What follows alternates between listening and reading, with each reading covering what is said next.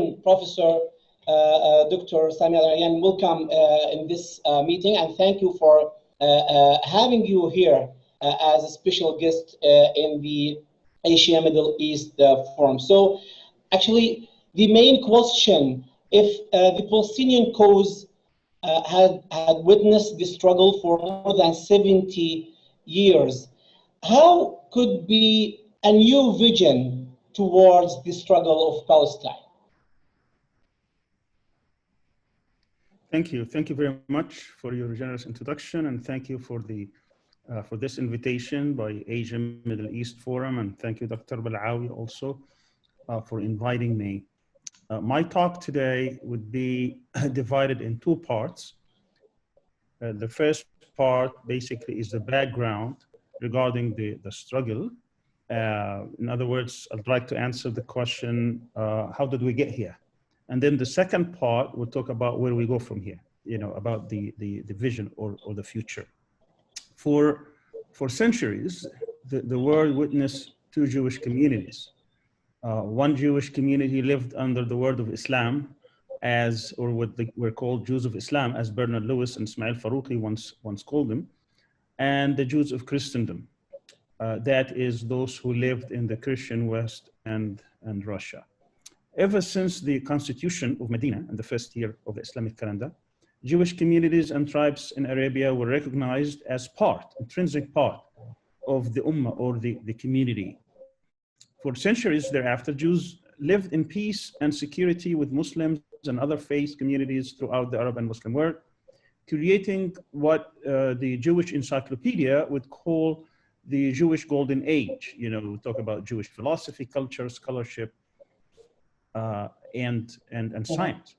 On the other hand, Jewish communities in Europe lived for centuries in ghettos, where they were discriminated against, ostracized, marginalized, and barely tolerated. The list of the social, legal, and religious incapacities and vulnerabilities is very long. Every new Christian ruler or emperor would add to it from time to time.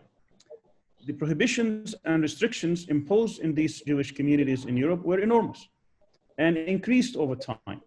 Unless the Jewish communities lived in their own ghettos, they may not employ Christians, they may not disinherit their children who convert to Christianity. They must convert if they marry a Christian. They shall be ruled by Roman law rather than the Torah. They shall not criticize Christian doctrines nor give evidence against Christians, and on and on and on. They cannot refrain from eating pork if they are outside their ghettos. They shall submit to Christian practices.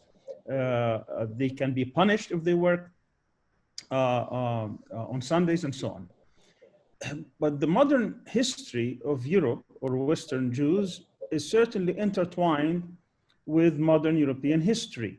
So when Europe came out of the Middle Ages in the Age of Enlightenment, let's say the 17th and 18th century, where intellectual life was animated, created, where science and culture blossomed, while church dogma gave way to reason. It was then that the European Jew, who existed for centuries on these sufferance, living in their ghettos, they felt that they were finally emancipated. As they came out of their ghettos, they had to learn the new languages of those people who were mixing with them. They thought that they now can mix and be part of society, assimilate. This is called the great assimilation of that Jewish generation. But even many religious leaders or rabbis adopted, they started reinterpreting their traditions so that they can conform to this new lifestyle.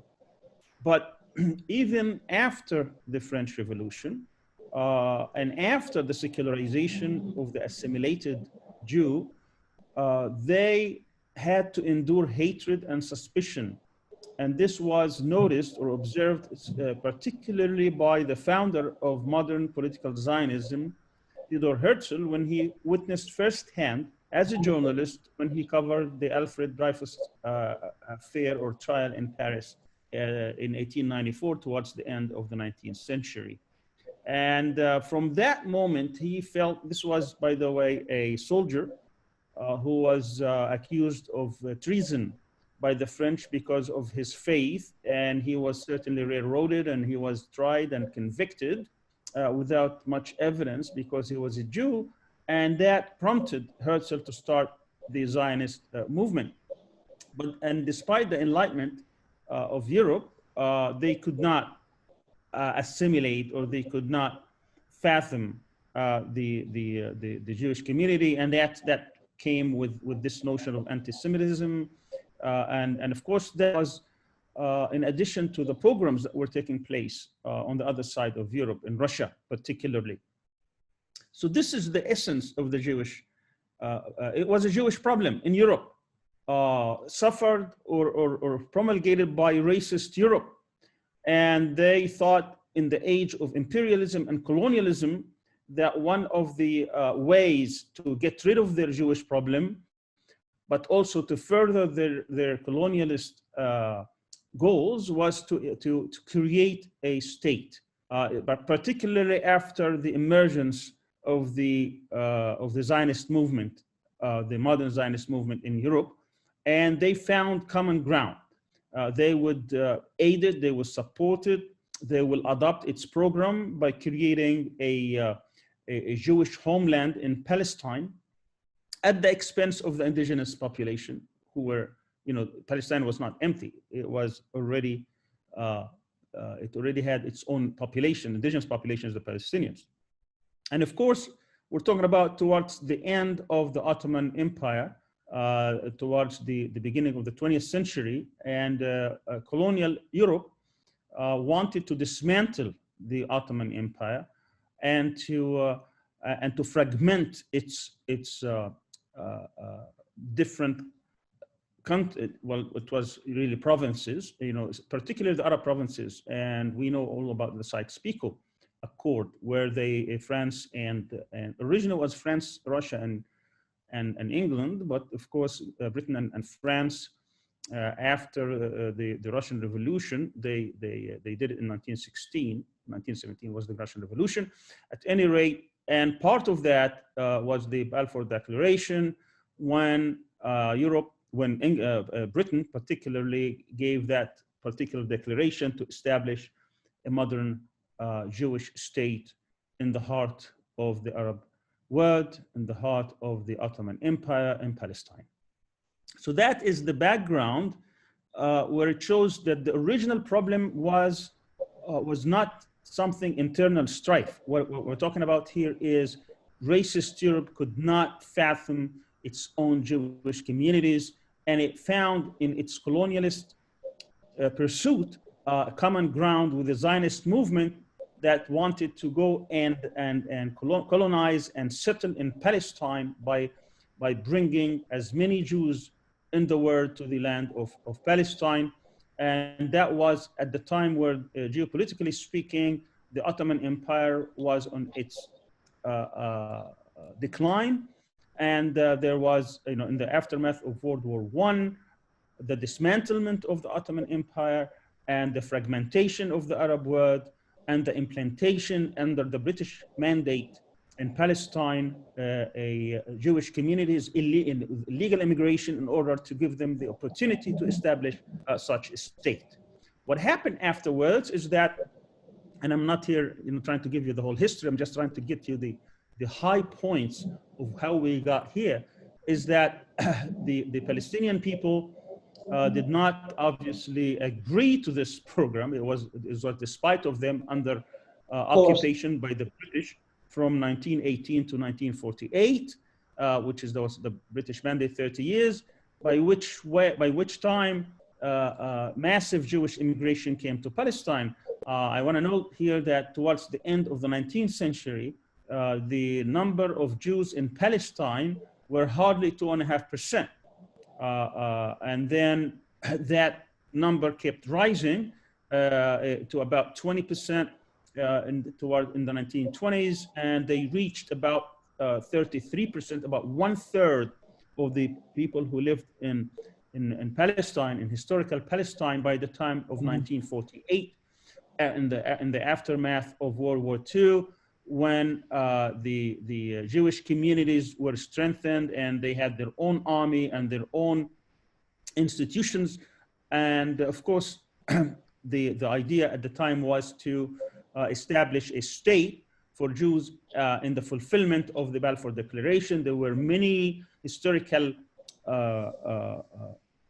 facts at the time where the internationally speaking Britain, after they allowed the Jewish immigrants to take up arms in Palestine and to establish their own kibbutz and their own towns and settlements. And to reach that stage, there were at the time several international commissions coming to Palestine, and the idea was to divide Palestine into two states. So the idea of a two-state solution was very early on, because it was one state. It was the Arabs and Muslims and Christians living there. The Jewish came from outside in the fulfillment of the Zionist project. And the idea was to separate them into two separate states, even though the Jewish communities or the Jews at the time did not, after all the different schemes by the Brits and the others to give Jews some land to the Jewish agency, all they owned at the time on the eve of the 1948 catastrophe was about 6.5% of the entire land of Palestine, while the 93.5% were supposedly under the control of the Palestinians. And they were given by the United Nations. And of course, this particular way of how they were divided is highly questionable. People didn't know much about the land or even the struggle. They were given 55% after much pressure by international great powers. And that 55% grew after the Jewish militias started confiscating, starting war against Palestinians. And at the end of 1949, during the armistice, they had 78% of the land. That's almost 50% more what they were allotted at the time. And of course, the Palestinians were not able to defend, because the Brits had very stringent rules about how much arms anybody who owned a gun at the time could be subject to execution. There were several Arab countries at the time. They are mostly liberal in the sense of Western liberal notion. They failed miserably to face up to the challenge. There were many many rulers who had been either directly colonized, countries directly colonized, or these people were under the control of the colonialist powers, whether it was Egypt, the Brits were, or the British were occupying Egypt at the time, or even the head of the Jordanian army, because Jordan was also a creation of the British in order to separate from the Ottoman Empire, was even a British general. So as one of the political consequences was that these Western-oriented liberal governments that were defeated in 1948 and lost 78% of Palestine, very soon they were replaced with, in many instances, revolutionary socialist type regimes like we saw in Egypt, in Iraq, in Syria, in Libya over time. And they came, many of them asking to be legitimized through their struggle on Palestine. And there were several times where the Israelis were trying to expand, and I will come to that in my second part of the speech. But the 1967 war was a more devastating war, because there the land of Palestine was totally lost to Israel, and those regimes also lost legitimacy during that, which gave rise to the Palestinian national movement. Now, the Palestinians who were under British occupation, and then they were scattered as refugees. 60% of Palestinians who lived in Palestine in the 1948 areas were expelled from Palestine by Jewish militias, and they went into several refugee camps from neighboring countries, particularly Jordan, Lebanon, Syria, the West Bank, which was under Jordan at the time. And eventually, those people took up arms and resistance. Obviously, they were in shock of this general catastrophe. But they were not very effective. It took a lot of time for them to organize. While Palestinians who remained in the 1948 areas were about 150,000, they were under military rule until 1966. For 18 years, they were under military rule. And curfews subject to all kinds of law. Now, by 1967, Israel expanded again. They occupied not only the rest of Palestine in the Gaza and West Bank, but also Sinai and the Golan Heights. It was a huge defeat to those regimes. Again, they lost legitimacy, and as I said, it gave rise now to the Palestinian National Movement. PLO, Liberation Organization, was a creation by the Arab regimes, by the Arab League back in 1964, 3 years before the 1967 war.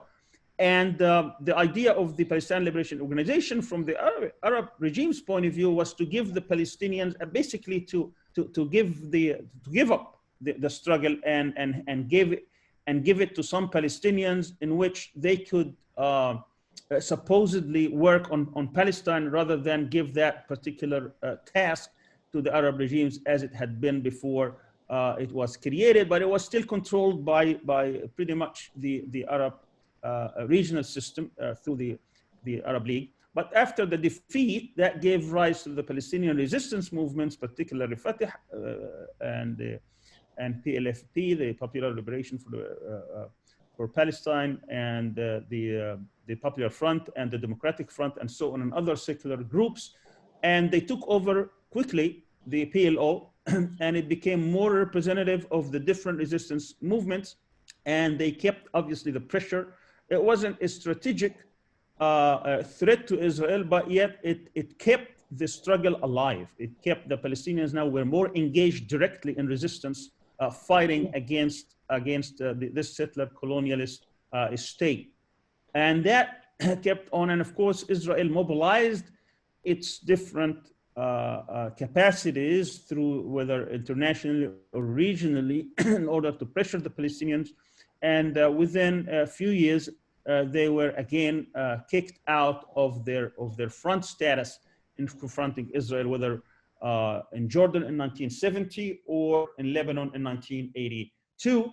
So by after 1982, it became clear that there was not any confrontational states, particularly after the 1973 war, which did not end in any major change as far as lands are concerned. In fact, they were able to entice the Egyptians by taking them outside the equation of the military struggle by withdrawing from Sinai under very restrictive conditions by which Egypt lost pretty much its sovereignty over the Sinai by pledging that they will not have, it will be basically demilitarized Sinai so that it will not become a threat, military threat to Israel. And by that, they took off Egypt from the formula, and that gave Israel the feeling for the first time in its existence that now it can settle and concentrate on Palestine and not fear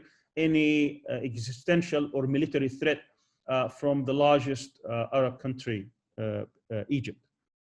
So by the mid 1980s, now we had the liberal Western-oriented Arab regimes defeated, replaced by socialist revolutionary type who were defeated in '67, replaced by Palestinian National Movement, which now was taken away from any confrontational state because they were exiled and disarmed from Lebanon and Jordan, and they no longer pose any kind of threat, even marginal one. And that gave rise to the resistance inside the occupied territories, which started in the first Palestinian Intifada between 1987 and 1991, where the first time Israel had to face massive uprisings from the people under occupation, particularly in Gaza and the West Bank. And it was very difficult for them to control it, especially Israel depends on, Israel is a military state, which basically any able body is part of that army, but they will be on reserve because they will also be working as civilians, as citizens, to grow the economy of the state. So when you have a permanent state of instability or war, that puts a lot of strain on its economy. So they had to reach some kind of accommodation. All along, Israel never wanted to recognize a two-state. They were always rejected it, and you can go through the literature. I mean, somebody like Ilan Pappé wrote tremendously many books about this and spoke about this and wrote extensively about it. So you can go and look at all the different times where Israeli leaders, whether under Labor, supposedly the left center, or under Likud and the right wings, they never really were willing to entertain any kind of a real two-state solution. But after the Intifada, they wanted to rebrand the confrontation. So that gave rise, of course, in the aftermath of the first Gulf War. The Gulf War, when Saddam invaded Kuwait, was a strategic situation for the United States. So they wanted to get all the Arabs on their side in order to kick out Saddam. And they pledged that somehow they will start a peace process to solve or resolve the Palestinian problem. So they went through that. And of course, it was Shamir at the time who was prime minister, who never intended, as he confessed later on, to buy time in order to settle the Palestinian territories. The PLO, because it gambled on Saddam Hussein, was pretty much marginalized, and they were not part of the process. So they went secretly behind the official negotiations that were taking place in Washington, and started a process to somehow explore the situation with Israelis. It was Yitzhak Rabin and Shimon Peres from the Labour Party who were conducting these, and that ended what's called the Oslo process in September 1993, in what was called the Declaration of Principles, where Palestinians, in the form of their leaders of the PLO, Yasser Arafat and his cohorts, they recognized Israel on 78% of historical Palestine, in exchange for Israel just recognizing the PLO as the main interlocutor, the main negotiator with them on the issue. And they postponed all what is called the final status issues. In other words, they never pledged to recognize a state for Palestinians or sovereignty or any kind of Palestinian rights. They postponed all these, the five major issues, meaning Jerusalem, the right of return for the Palestinian refugees, who incidentally had a UN resolution back in 1949 recognizing their right to go back to their lands that they were exiled from, kicked out from. So it was Jerusalem, the right of return, settlements, sovereignty, and land. All these issues were never resolved in the Oslo process. The idea was within 5 years they will negotiate, and the framework was that within 5 years there will be two states, supposedly, one Jewish and one Palestinian. Of course, that never happened because Israeli leaders never really contemplated any kind of equal status and two states. And throughout, they were buying time, and while they're buying time, they were settling Palestine. Even the freeze on so-called settlements was never part of the declaration. Israel would, from time to time, refrain from settlements for a few months or a couple of years, but then would resume. So we went from 125,000 on the eve of the Oslo Accords in 1993 to now almost close to 750 or 800,000 settlers, about 6 times the number of settlers in Palestine, which, after we see what happened, in addition to the so-called the deal of the century, or what I call it, the steal of the century, the two-state solution is dead. It's absolutely dead. Now, Israel had a choice throughout this process. They had to choose 2 out of 3 things: being Jewish, being democratic, or having the land, the entire land of Palestine.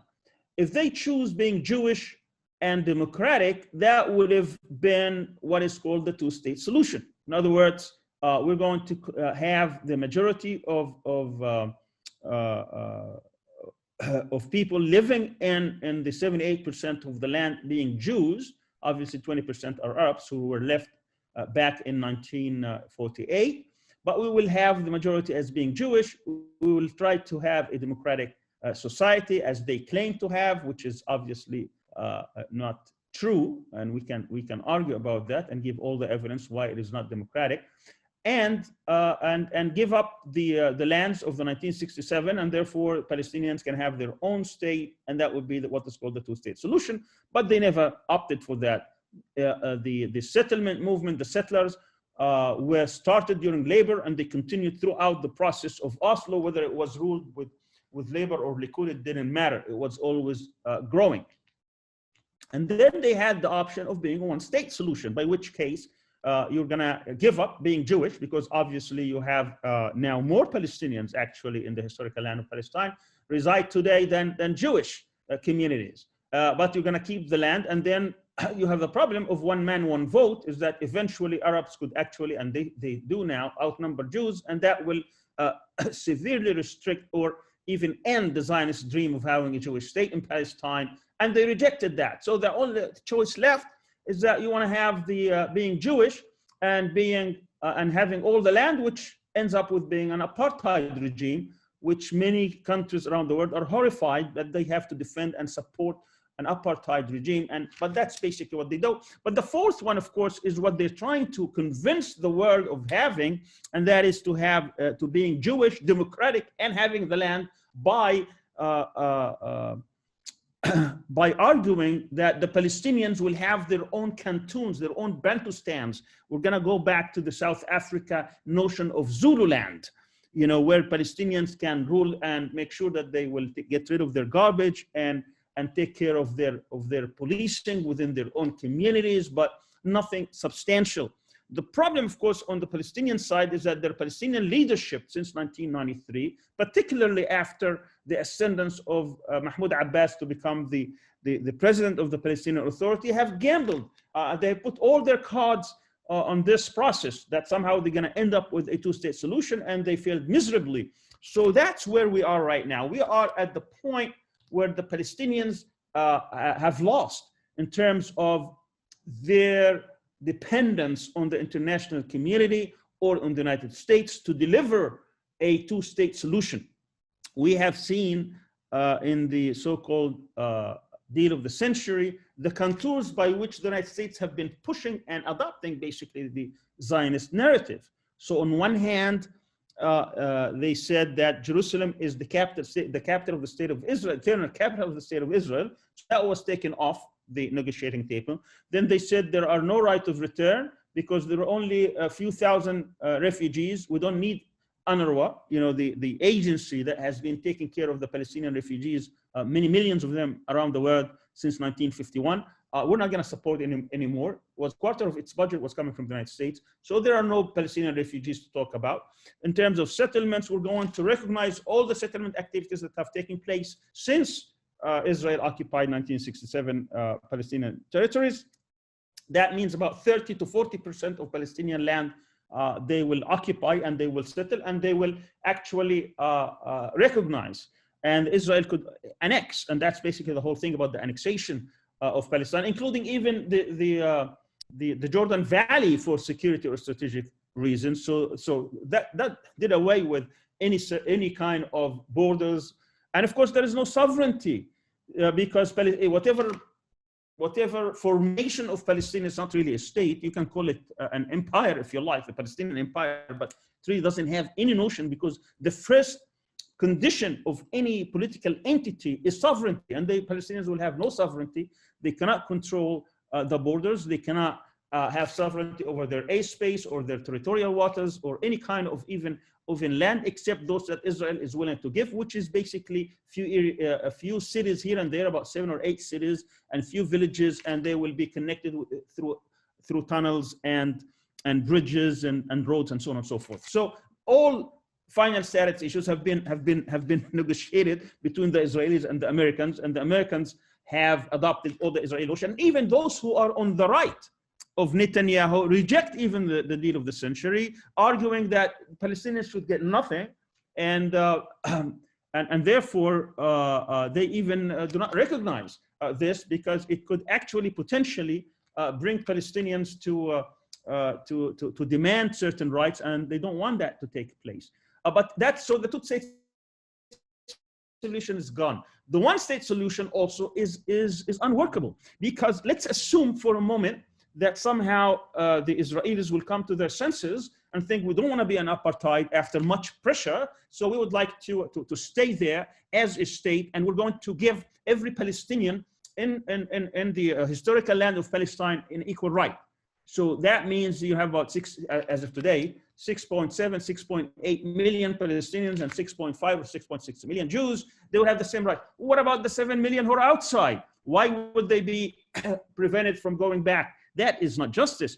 So my argument is that after this all historical analysis, after all what we have seen, is that our goal should be the dismantlement of the Zionist project.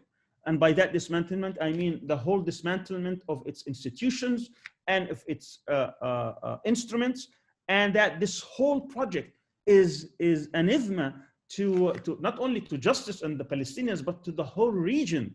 And I don't have time actually to go through the different junctures by which the Zionist project poses a threat not only to the Palestinians, but even to the Jewish religion itself, because it transformed Judaism from being a great heavenly religion into an ethnic group that is concerned about territorial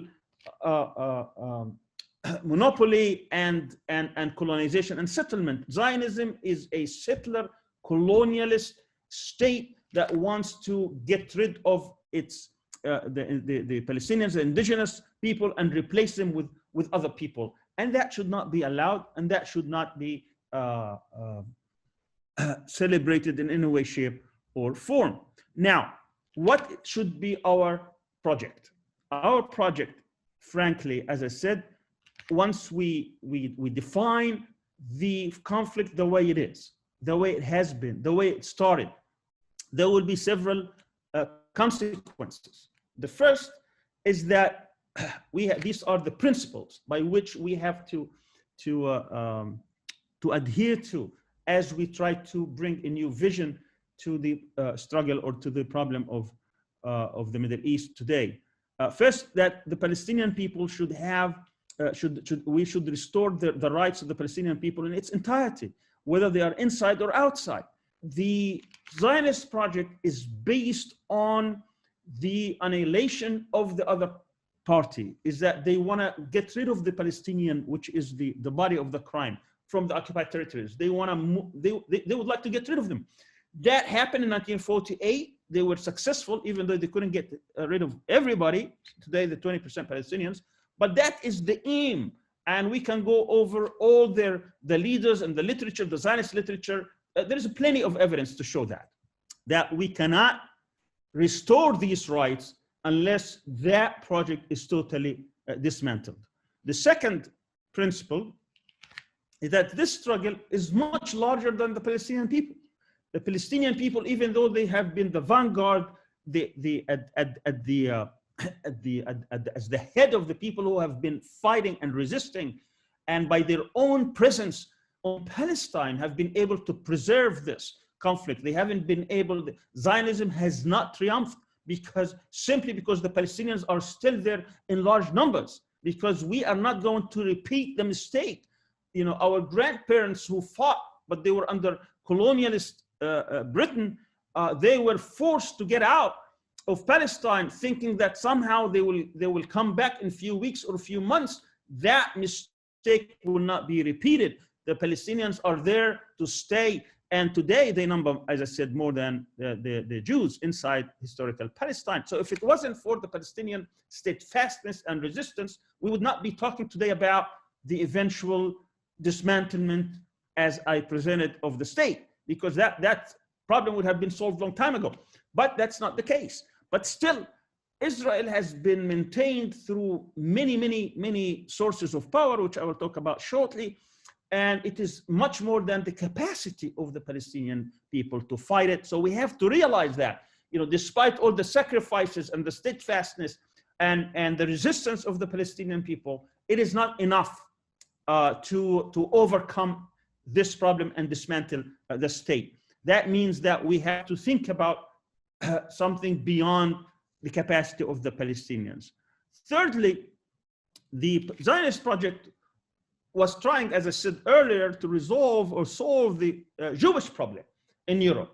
And they want to do it at the expense of the Palestinian people. So they put all the resources, they mobilized the whole world for Israel, for the Zionist movement to settle and to expand inside Palestine. And as in any project, it has weak points and strong points. And therefore, the Palestinian National Project must also liberate itself from being a project simply about Palestine and Palestinians, and start talking about this as a human struggle, as a just struggle for the whole mankind, that this is not simply a struggle for the Palestinian community. It's a struggle against oppression and against a global threat, not just a threat towards the Palestinians. That means that we must establish a global solidarity movement to support the struggle of the Palestinians. I want to also point out, when we talk about Zionism, that Zionism itself is not a movement that concerns itself simply with settling Jews. It needs to be a hegemon in the area. Therefore, its threat is beyond just Palestinians. Its threat is really towards the whole peoples of the area. Now, the Palestinians, the PLO, when it was established in '64, that was before the '67. Its aim was to liberate Palestine and to basically adopting the one-state solution. And what happened is, after '73, they changed that national goal into the goal of establishing a state on any part of Palestine. So that needs to be changed. That's dead now. That, with the deal of the century and with the colonization of Palestine and what we have, and the demise of Oslo, we no longer have a PLO in the way it was constructed after 1974. After 1974, they changed the political program in order to establish a Palestinian state. Now that has to change. So if we're going to talk about the PLO, then the PLO has to be redefined in its earlier years. The fifth principle is that, as I said, as in any political entity, as in any social movement, the Zionist entity, Israel, since its start, has imperatives, has strategic imperatives, which will keep it, will sustain it, will make it survive and thrive. The strategic mission for us in our new vision, in our new project, is to understand these imperatives. What are these imperatives that will make Israel stay, survive? And then we have to nip it at the bud. We have to deal with them. As we weaken these strategic imperatives, the state will be weakened, and a bit by bit it will collapse. And we have abundant of evidence about states that collapse without even firing a single shot. You know, sometimes violently, sometimes non-violently. Nazism had ended violently, but the Soviet Union has not. It collapsed completely. The apartheid regime in South Africa collapsed without even firing a shot, because it is not sustainable, and the people were able to resist it and know where its strengths are, and they concentrated on that until it totally collapsed under its own weight. The sixth principle is that in the heart of this project, in this vision, is that there will be a much larger role for peoples, not just for the elites, the peoples across the region and the world. They will be part and parcel of confronting this project in struggling against it. It's not going to be simply the Palestinian people, but there will be two main main aims. One is to support the steadfastness of the Palestinian people, because if they stay in Palestine, if they survive and continue to resist, that project is not ended. That project has not triumphed. At the same time, we are going to struggle with this project throughout the world, on all fields, all geographies, on every sphere, whether it is on social ground, economic ground, political ground, diplomatically, human rights, you name it. On every level, we have to engage academically, culturally, and so on and so forth. And that's beyond the capacity of the Palestinian people. That means we're going to engage all the peoples in the world to struggle against, in the same way the level of struggle happened in the 80s when we were trying to fight and struggle against apartheid in South Africa. That means, and this is my 8th point, is that the project for Palestine will have to be a global struggle. You know, we're no longer going to deal with Oslo as being a Palestinian-Israeli struggle. This now becomes a global struggle, which means we have to align ourselves as Palestinians with all people who struggle around the world to face racism and to face exploitation and to face domination and hegemony. For example, the Black Lives Matter movement in the United States, it has common cause with Palestine. Even Israelis train the police that are fighting blacks in the United States and making their life miserable. The next point, the 9th point, is that this project must have a strategic plan and operational plans and build its own institutions. Some of it actually do exist, but we have to continue that. In other words, this is not something that is done haphazardly. This is something that has to be planned, and it has to have all kinds of institutions throughout the world in order to confront this threat. And my 10th point is that as the resistance, as the struggle, as the different battles taking place between these two sides, there will come a historical moment where the strategic change would take place, because the balance of power would change over time. And then one day, the same thing would happen with the Soviet Union. This project would collapse. And that's my contention. Now, my next and final part of this presentation is to discuss what are the strategic imperatives by which we can engage in order to start weakening this state, weakening this entity, the Zionist entity, Israel, which has been obviously living off many sources of power, some of them internal, some of them external. And I do not have really time. I usually give this in an hour. So all I'm going to do is just to say what they are so that you can get an idea what we're talking about. And of course, I don't even have time to discuss tactics and how we can mobilize each strategic imperative. But the idea should be clear.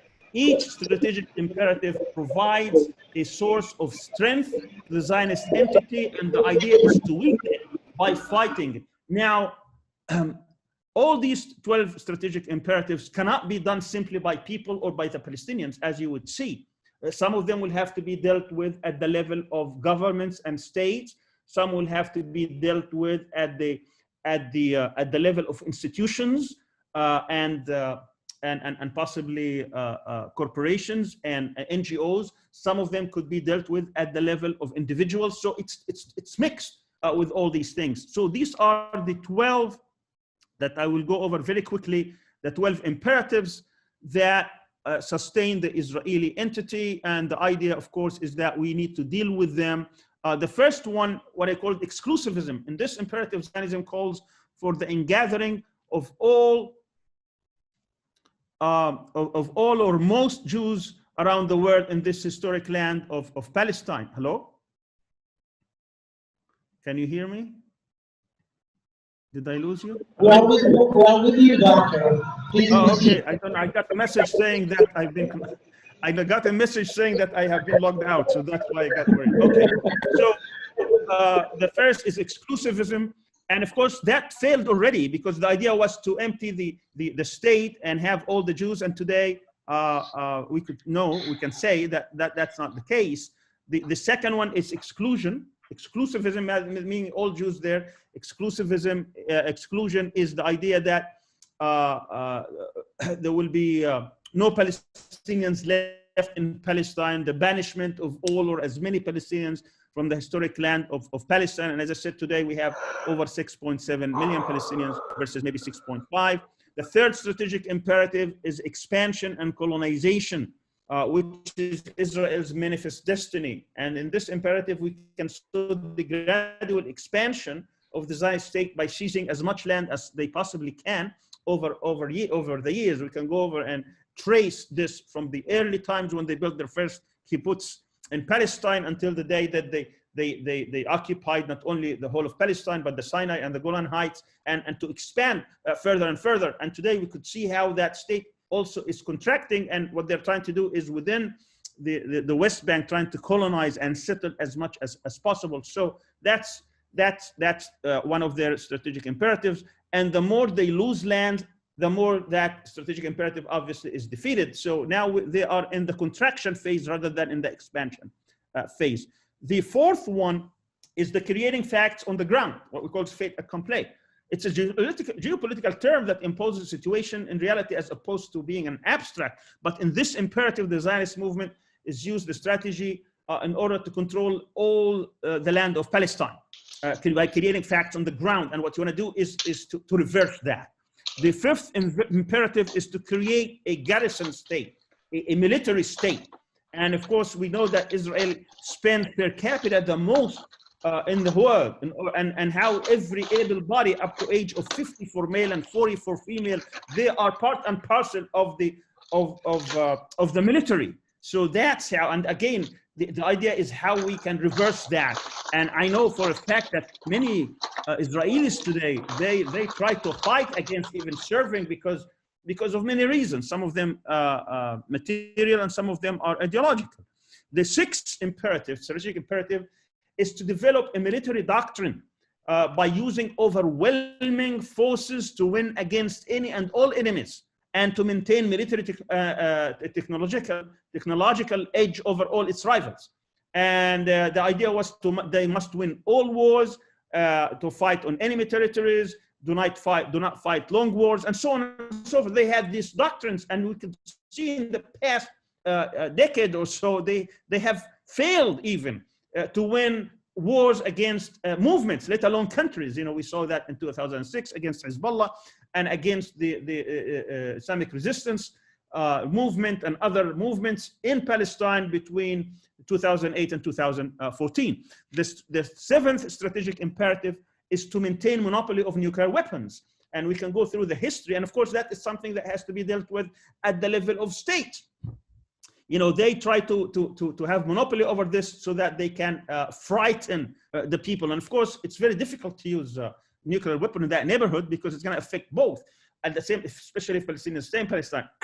But we could see also what they did to Iraq and Syria, and what they tried to do to Iran today. This is all part of this, to maintain monopoly. And what we want to do is to not allow them, but to raise the idea that they cannot have nuclear weapon in that region and enjoy this monopoly while the others are denied it. Either they can take it out from them, or everybody should have it.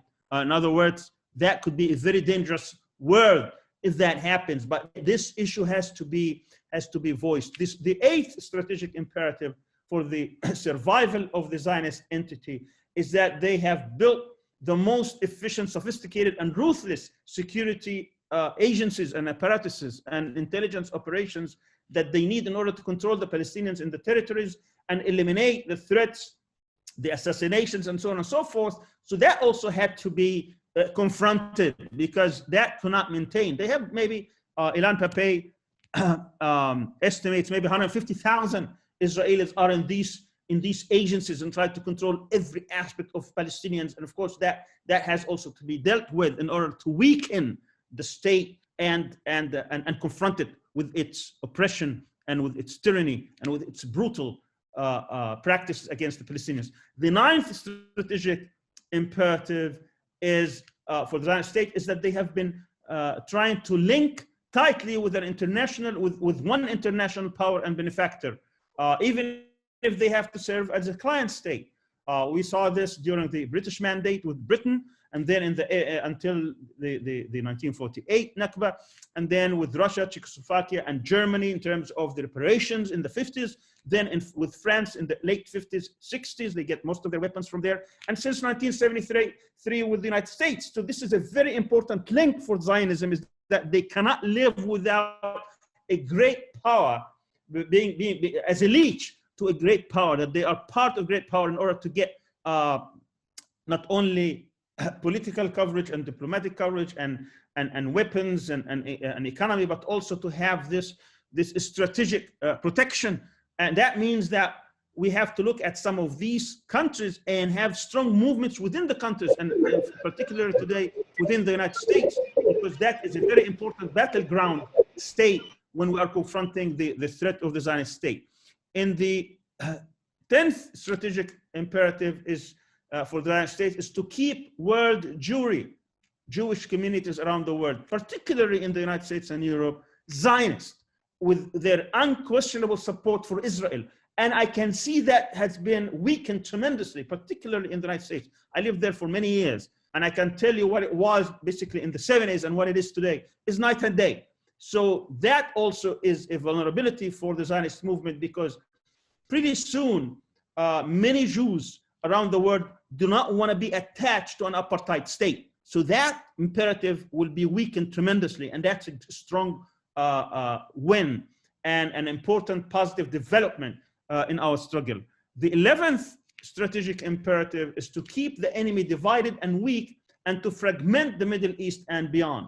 And I can go on and on, give a whole hour about what they have been doing to the region from the early on, you know, the separation of or the division of Sudan into Sudan and South Sudan.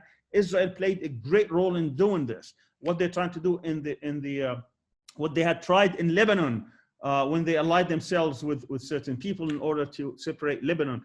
What they did with Iraq and their role in dividing Iraq into Shia, Sunni, Kurds. What they're trying to do in the Kurdish areas. This is a plan that was written actually in black and white in 1982, which was to fragment the Middle East under the Oded plan. And you can download it and look it up, which was basically imported and was part of the strategic plan of Israel since at least 1983. But of course, we argue that this was much earlier in the 50s, even during the Ben Gurion era. The last imperative, the 12th imperative, is they will not want to become a regional hegemon by allying themselves with minorities like the Maronites, that when they tried in the 80s, and other separatists, despot tyrants. We saw their effect or their alliance with certain regimes who are against any democratic transition, particularly after the Arab Spring of 2011.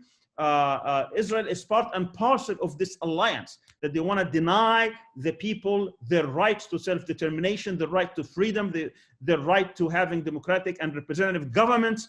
All that Israel has been part of. So that it's a struggle across the region. Why do they want to do that? Because that will ensure their being their regional hegemon, because with their strategic relationship with the United States, and these regimes are afraid of because they're not representative regimes, they are corrupt regimes, tyrannical regimes, that they can lose power. So they ally themselves with Israel, that trying to keep them in power. And we can go over many examples. So let me sum up, and this is basically the end of my talk, is that when we talk about a new project or a new vision, we're talking, I went through the historical analysis, is that all the different phases, throughout all the different phases of the Palestinian issue, we've seen different people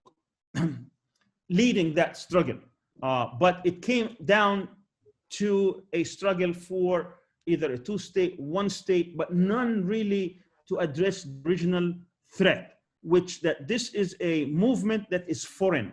This is a movement that is coming to settle and colonize property at the expense of Palestinians. And that if we allow it to stay, the threat will never end. The threat will always be there. So our aim, our goal, our strategic goal is to dismantle the state. That's the only way we can restore rights, that the Palestinians can get back their rights, and that we can have stability and peace in the area. We cannot allow this threat to continue at this level. That means that the whole region could be fragmented, could be weakened, and it will always be in turmoil. That's the first thing. Now, how do we do this? How do we dismantle the state? And now we know that even with all the historical experience, neither the one state nor the two states are viable. So we are back to this dismantlement. Now, the way we do this is we study what are the strategic imperatives of this state, what are their sources of strength. We deal with them, and to deal with them, we cannot do it as Palestinian people. We have to ally ourselves with countless people around the world, and we will deal with this as we weaken the state. And BDS is just a tactic. It's a tool, very effective tool, that it can weaken the state in many respects. But we have to look at many other respects, to deal with these 12 imperatives. As we build this movement around the world to weaken these imperatives, to weaken the state. And I haven't even spoken about the internal problems: the Arab versus Jew, the religious versus secular, the Ashkenazi versus the Sephardim, the settler versus the city dweller, the different problems within the state itself, which will make it also shaken and crumble. So to end, what we have to do is to build this movement, deal with these, and then over time be able to weaken that state. Now, Jews were not tolerated in Europe. They were discriminated against. The Muslim world has always received them when they were kicked out of Indonesia. When they were given the choices between death, conversion, or exile, they chose to come to the Muslim world.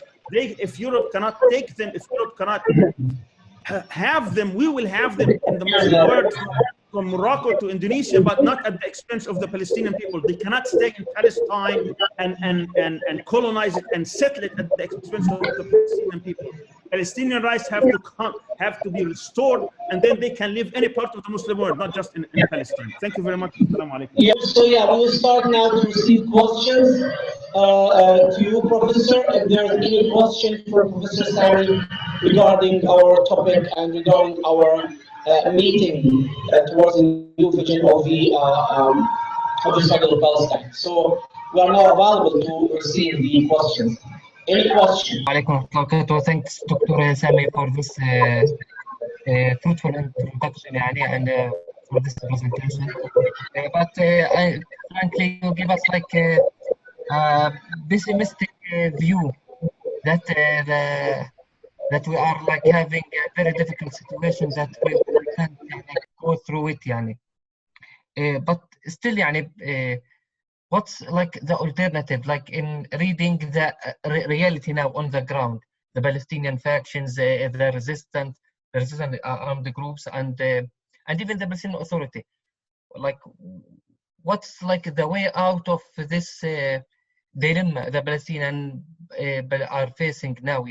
Okay, we speak about to have to enhance the work of BDS or worldwide, but still, we as Palestinians, what is the role of the Palestinian political groups? Even what do they have to do? What's like still okay. Like this? Okay, all right. Thank you for your question. We do not have magic. We do not have answers that will make people feel relief. This is a very difficult struggle, and it's not going to end until we pay heavy price, and we have been paying very heavy price. I laid out a national vision. Now, there are many details to that vision we haven't talked about. We cannot and I cannot talk about it in this short time. And of course, it needs a larger participation by many people. The question here is, what is our ultimate goal? If the ultimate goal is to have a two-state solution or some kind of a demilitarized state, as the Palestinian National Authority has been trying to achieve for over a quarter of a century, then you go about it certain ways, and they have been trying and they've been failing. If the idea is to have the status quo with some kind of a Palestinian relief so that we can have more relief and to lift the siege on Gaza, and we can pay certain prices here and there, then obviously you're going to approach it in a certain way. My contention here is that our goal, our ultimate goal should be to dismantle the state. If we agree in this goal, the question is, how do we do that? That's a very difficult thing, and I'm not conceding. I'm conceding that's a very difficult thing. I'm not arguing that this is a simple thing to do. It's an extremely, very difficult thing to do. But mentally, we have to believe in this. And then we go to the next step, that mentally we have to know that the ultimate goal is not to have anything called Israel. Israel is a threat, not to the Palestinians, but to the whole people of the area, to the whole region. The whole notion of having a Zionist, racist, colonialist, settler state is a threat and is danger. And it has to be dismantled. That does not mean to kill the Jews or to throw them in the sea, as some people would say. That is not what I'm arguing at all. What I'm arguing is that this notion, this state in its current structure, in the way it is constructed and existed, cannot stay. This militarized state is a threat. So it has, now, once we agree on this, and I'm saying this has to be embraced by not just Palestinians, but everybody. For Palestinians, we have to support them, that they stay there. They will still suffer. They will sacrifice. That's their fate. I cannot change that, and no one can.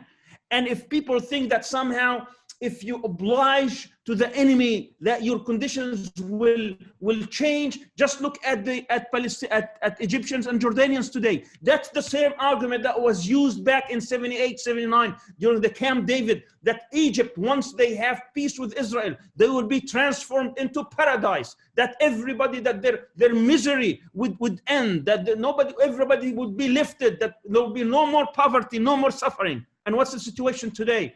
In Egypt, they're about to lose the source that has been giving them life, the Nile, for thousands of years, and Israeli hands is not away from this. Israel's hand in the Renaissance dam is all the way in. So what I'm trying to say is that Palestinians, but we have to support them in any way we can, and then we have to build these solidarity movements and to deal with these imperatives one by one.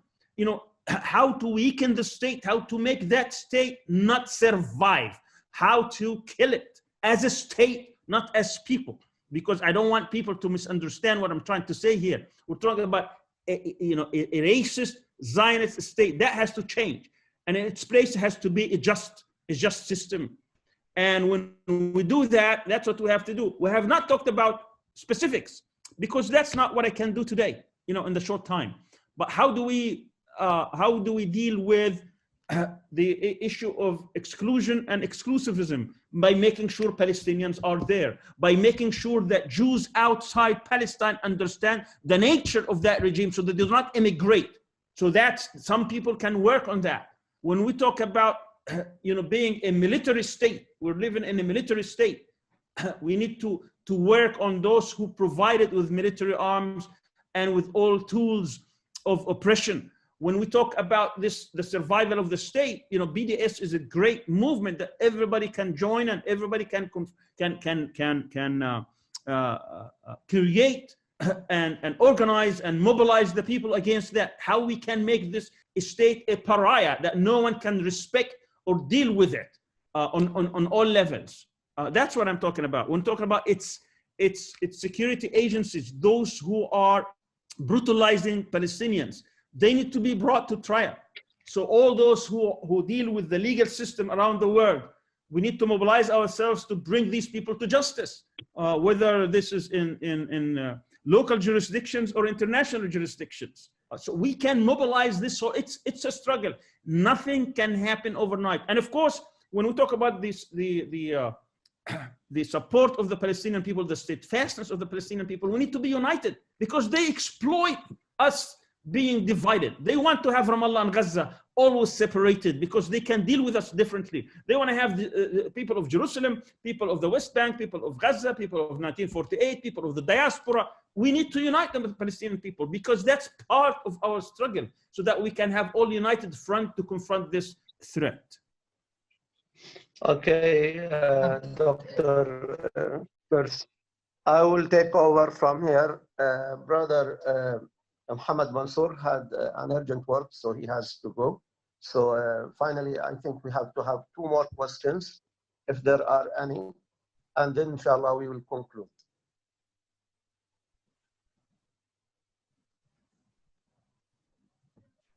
Can I have the question, please? Yeah, sure. Go ahead, please. First of all, assalamu alaikum to all of you, especially Ustad Sami Arian. I'm Mushtaq Ahmad Wani from Indian occupied Kashmir. Right now, I'm talking from Turkey.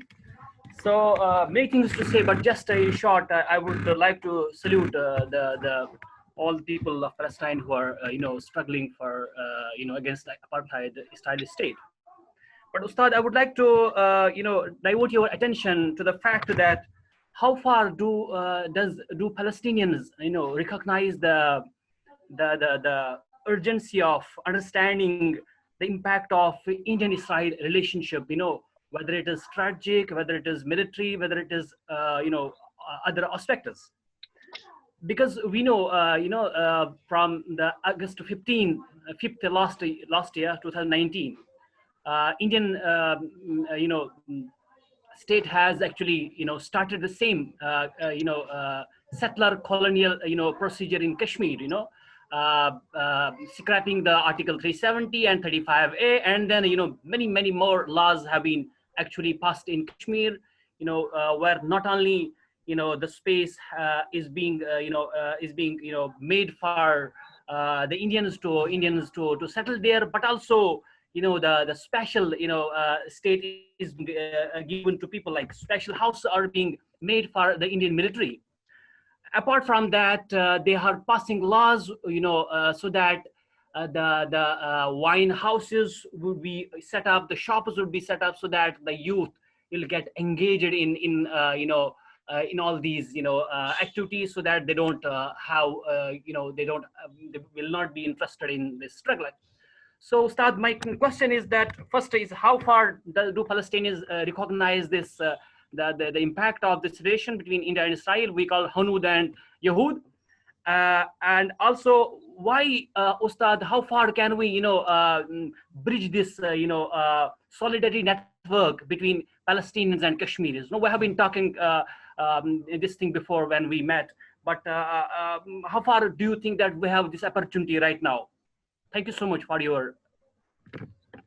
Thank you for your question. Certainly, when we talk about the struggle in Kashmir and the struggle on Palestine, there is so much parallel between the two. And I've given some thoughts about this, discussing the different parallels. Your question about how much the Palestinians recognize this, I think for the most part, Palestinians do understand what's going on in Kashmir, and they do sympathize, and they think that this is a common struggle. But of course, the Palestinians are much more occupied with their own tragedy, whether inside the occupied territories where they are facing the enemy every day, the same way the Kashmiris are facing their tormentors every day. And therefore, but I think at the level of the elites, at the level of leadership, we need to have to strengthen that relationship. Because I think both struggles are struggle for justice and struggle for self-determination, for freedom, and eventually for the rights to live in dignity. Because anyone who is living under occupation or living under the rule of someone else, they lose their dignity and they are enslaved. And we are trying to bring people back to become free people rather than to be enslaved to anyone else. So there are many parallels between the two issues.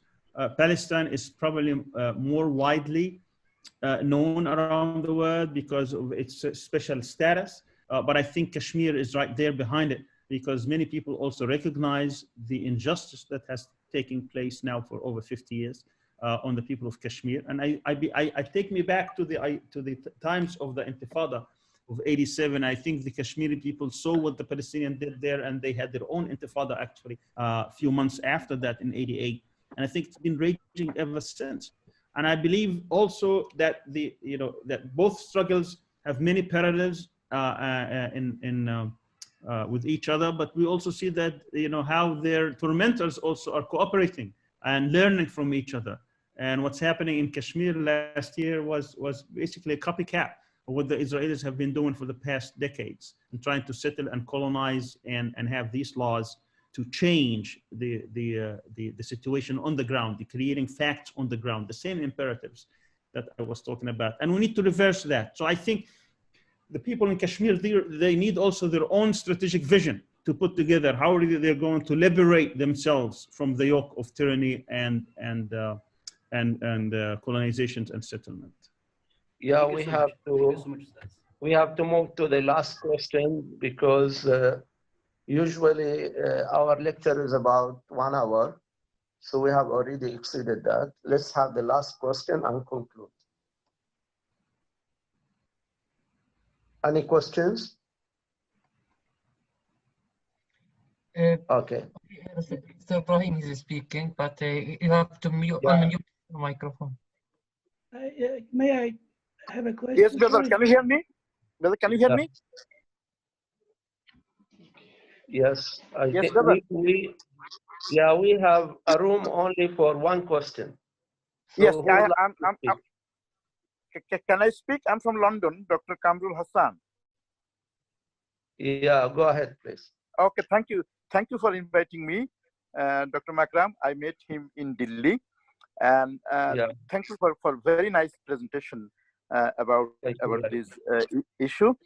My question is, yes, when you look at the history, when you look at the one-state solution, when you look at the two-state solutions, and now people are talking about this road ahead. And brother Dr. Arian presented, I think, very nicely what is the future for the Palestinians, and he gave a proposal, he gave his views.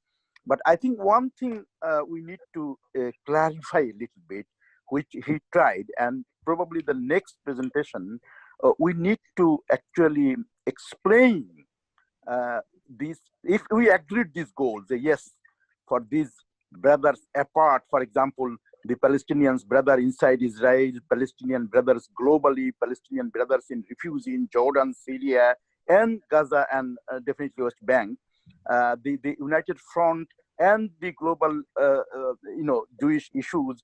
But the dismantling the project Israel, when you tell people that, then I think people misunderstood, as brother tried to explain, that they think we'll take Israel and put it in the sea.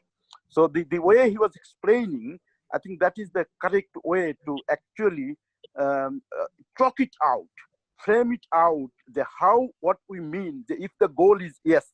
Because the book, when I read about the Balfour in the dock, Damon Jeffries and the case for the Palestinians, and I think that book, many years ago in 1930s, 40s, what they said with this journalist Damon Jeffries, is exactly the situation is right now. So I think that we from the next talk, or from the next things, we need to explain the the actions, and the actions, when they explain the actions, then people will understand. They know we are not saying kill all the Israelis in the Israel zone, but the struggle, how we can take it internationally, nationally, and globally to implement this project phase by phase, and how to implement this. I think that will be the question for the next talk. Thank you very much for the presentation. Thank you very much. Let's have one more question, the last question, and then I'll leave the microphone to Dr. Sami to conclude. May I ask Yeah, Brother Ibrahim, go ahead. Brother Ibrahim. No, Dr. Arian, we met your last week, you remember. My question is about the Palestinian soft power. We know that it has hard power, for example, Hamas and other armed groups. You mentioned about, I have just joined you, but your last words were about BDS. But there's only BDS. I don't see any, for example, lobbying group of Palestinians in America or in Europe, or they have it, but we don't know it. Do you think that the Palestinian soft power is not so strong? It should be more developed. Okay. I mean, to defend Palestinian cause through non-violent ways, to media, NGOs, etc. Thank you. Thank you for the last two comments and questions. Certainly, and I thank the brother from London. We certainly need to expand the discussion. And as I said, this is just the vision, and then we have to put the strategic plan, the goals, and the tactics, and the means, and so on and so forth. So that is something that needs to be done in the future. As for the lobbying groups, I was in the U.S., as I said, for a long time. I know the shortcomings, but I think it's a work in progress. If we look at what was the presence of any work towards Palestine 30, 40 years ago, 20 years ago, and compare it today, there's much progress, even within the Jewish communities. Of course, the last thing you're going to reach is a change at the political level. That's going to take more time, more effort, more resources. But I think we're much better than what we were, but we're not good enough. For any change in society to take place, it has to be done at different levels. At the level of the common people, at the public level, at the media level, and then at the political level and the judiciary level. That's when we talk about any kind of social change. And of course, when you talk about foreign causes or foreign policy, it's a little bit different, the trajectory a bit different, but it's pretty much the same. The Palestinian, we have an edge in the United States that only the Jewish communities have that edge, unlike any other foreign policy issue, is that you have a big constituency within the presence of American Muslims who are overwhelmingly pro-Palestine and pro-Palestinian issue, as well as other issues, Kashmir and others, Bosnia, for example, at the time in 1995.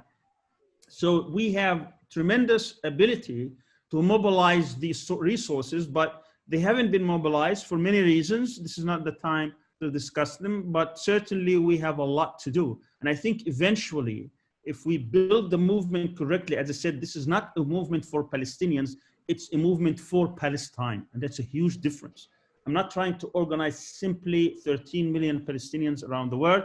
I'm trying to mobilize billions of people across the Arab world, the Islamic world, and beyond, the whole world. And you're going to find a lot of people who would like to be a part of that struggle because they believe in this struggle, that this is a struggle for justice. And the struggle for justice is the noblest, is the highest levels of struggles that people could be with. In the same way, that solidarity movement, that struggle for justice was able to liberate the black men in South Africa. We were able to do the same and defeat Zionism, inshallah. Yeah, thank you very much, Dr. Sami. It was a great honor to host you. Hope to see you again, inshallah, in the future on other important topics. If you have anything to add, we would like to conclude with a word from you. Thank you. Thank you very much. I hope today that we, if we were not on board with this vision, that we consider it, or at least embrace it or consider it. I think each one of us in their own capacity can be part of that struggle and can bring people into this struggle. As I said, being a Palestinian, obviously you are part of that struggle since the day you were born, but also everyone is being affected. So my hope is that through the Asian Middle East Forum, that we are able to continue these discussions and think of more ways by which we can link the different struggles, like what's happening in Kashmir and others, but also be more effective into trying to embrace the struggle on the ground, not just intellectually. And I think part of this would be for this kind of group to start organizing around effective ways to weaken the grip of the Zionist state over Palestine in our own geographies. Each one of you come from a different geography, and certainly there are ways to do that. So I'm hoping that we can take the ideas and take these ideas and make them more actions on the ground. That's my hope. Yeah, thank you, Doctor. Thank you, everyone. Hope to see you again in future events. Assalamu alaikum wa rahmatullahi wa barakatuh. Eid Mubarak, everybody. Eid Mubarak, everybody. Eid Mubarak. Thank you very much. Eidukum Mubarak, inshallah.